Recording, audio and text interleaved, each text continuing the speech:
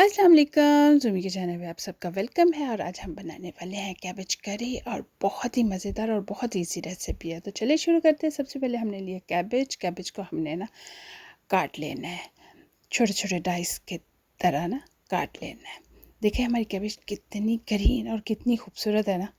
तो इसको हमने फटाफट से काट लेना है। ये इतनी मज़े की बनती है ना कि आप यकीन मानिए एक दफ़ा बनाएंगे ना तो बार बार बनाने को दिल करेगा। यहाँ हमने आलू लिए हैं, प्याज लिए हैं, साथ हमने लिया है हरा धनिया, हरी मिर्चें, अदरक।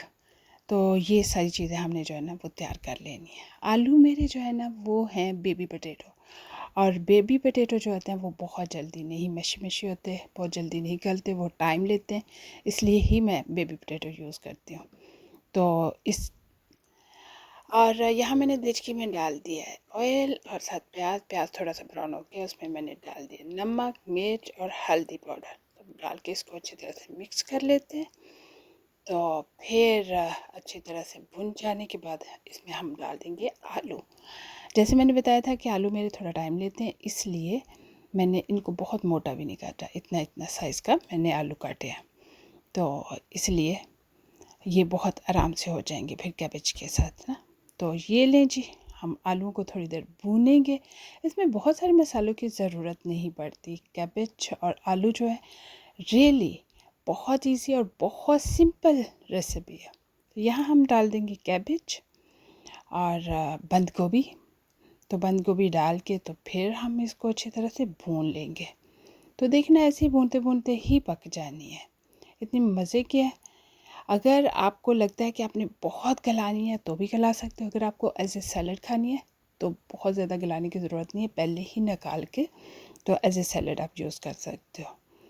तो ये देखें मैंने यहाँ डाली है कसूरी मेथी, क्योंकि आपको पता है कसूरी मेथी का टेस्ट जो है वो तो है ही ज़बरदस्त ना। तो उसको डाले बगैर तो टेस्ट बनता ही नहीं है ना। खुशबू जो उसकी होती है वाह। तो यहाँ हमने कसूरी मेथी डाल दी है। तो फिर इसको हमने ना थोड़ा सा मसलन 2 टेबलस्पून पानी ऐड कर दिया, ताकि जो है ना वो अच्छी तरह से सॉफ्ट हो जाए।